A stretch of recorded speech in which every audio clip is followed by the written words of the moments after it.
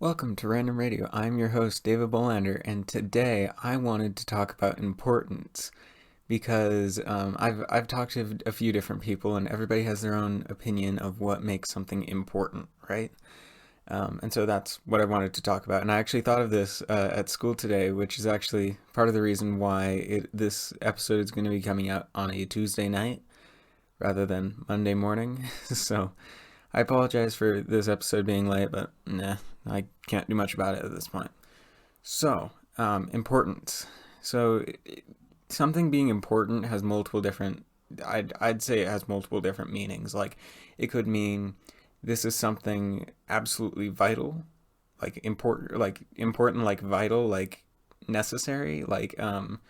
For example, it is very important that you eat enough food. It is important that you sleep enough because those are necessities. It is important that you have clothes. It is important that you take care of your health, both physical and mental, because that's necessary, right? And that makes those things important. Now let's think about importance in a different way. In that, um, like for example, sorry, I had this all planned out in my head about 5 minutes ago, and now it's all kind of going out the window. How about like having garbage day being a thing, right? You have a place where you can put all of the trash that you accumulate throughout the day or throughout a few weeks, and you throw it in a trash bin, and you never want to see it again, and you never have to see it again. You never have to dispose of it, right? Except for handing it off to somebody else who can dispose of it properly, right? That is important that you have that because otherwise you'd accumulate a whole bunch of trash, but it's not really a necessity, right? It's mostly important because of convenience and because of I don't know, because it's an inability to do something, right? So it is kind of a necessity, but also kind of not. Um, then let's think about again. I thought of this earlier. I was thinking about all of this stuff earlier, and now it's all just flying out of my head for no apparent reason. So yeah. Let's say it is important that that you have a number two pencil every day at school. Not a mechanical one, not a number three or number one pencils. And yes, they do exist. But you have to have a number two pencil, right? For various reasons of like comfort or something, as a good eraser. I don't know. It's important that you have that because that is the pencil that you work best with, right? And so like that's important to you to have that because it's for comfort, right? It's for comfort, ease of use, and efficiency of use, right? Like for you, then you can use the number two pencil super, super well. And so it's important that you have a number two pencil and not another kind of pencil, right? Yeah, so I mean, just different ways to look at importance. And I just remembered the big example I wanted to share.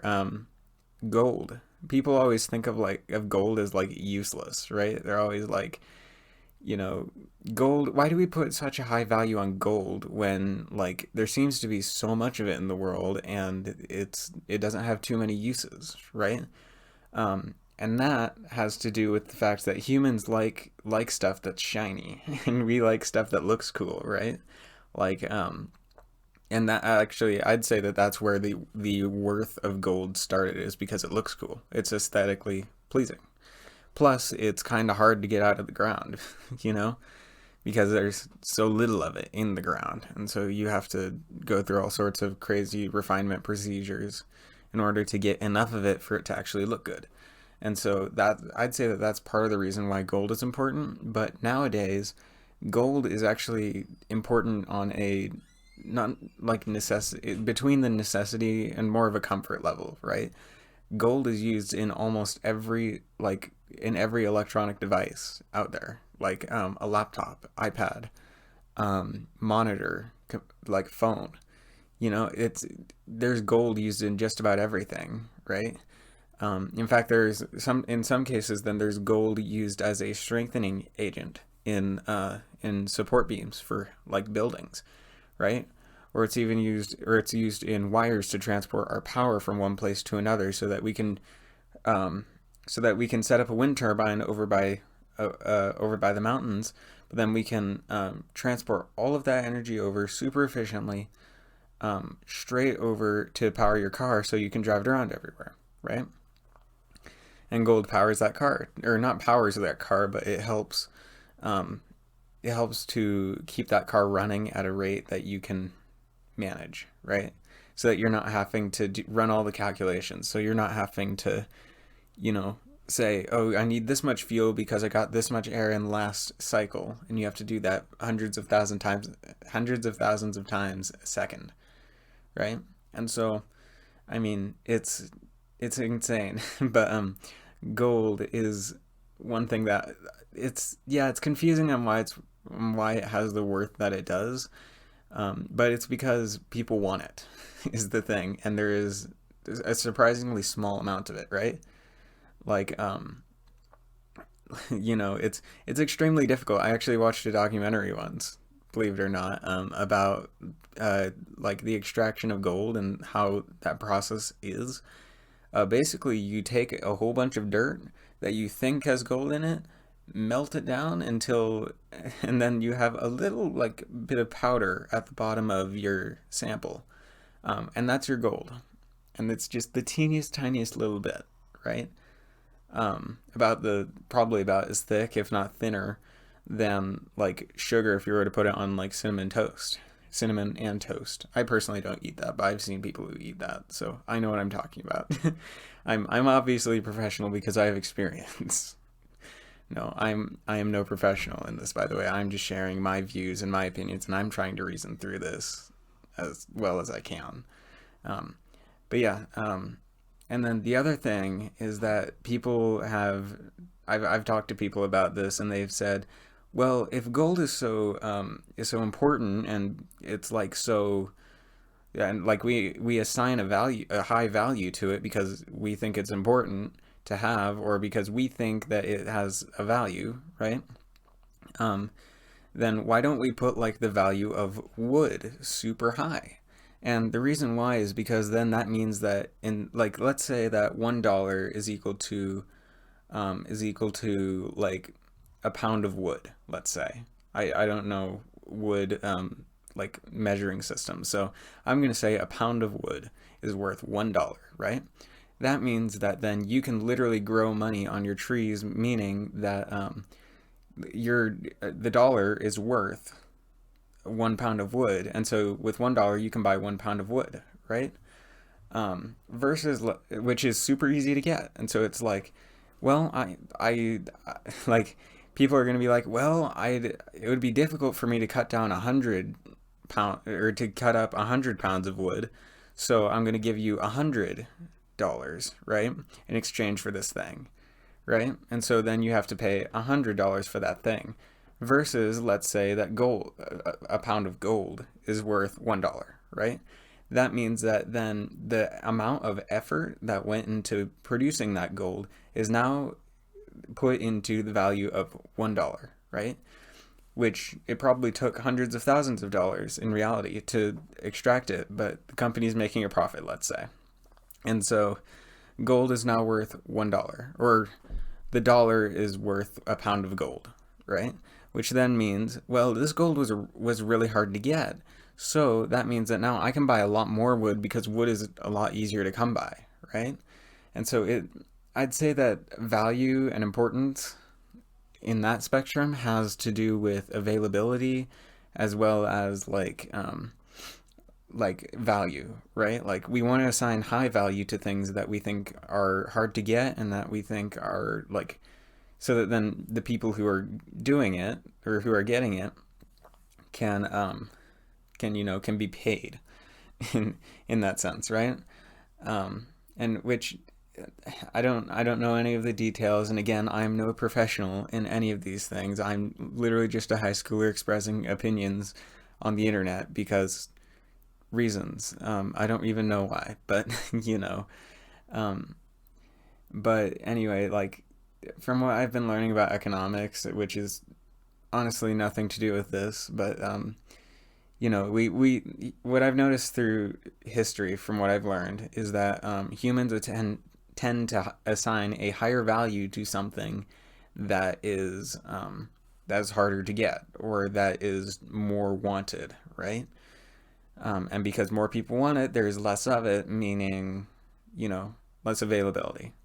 But rather than assigning a high value to something that's easy to get, because that means that then your value system is totally upside down and weird. And that means that then, yeah, but that means that then everything is upside down. So it doesn't really change much, right?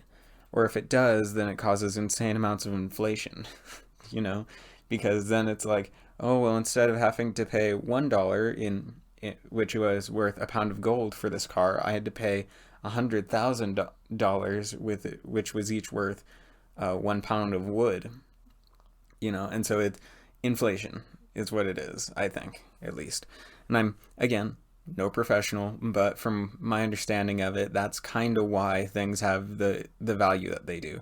And the value, most likely, in my opinion, comes from the importance of the object, whether that be a beauty rating or like like whatever value we assign to it, right?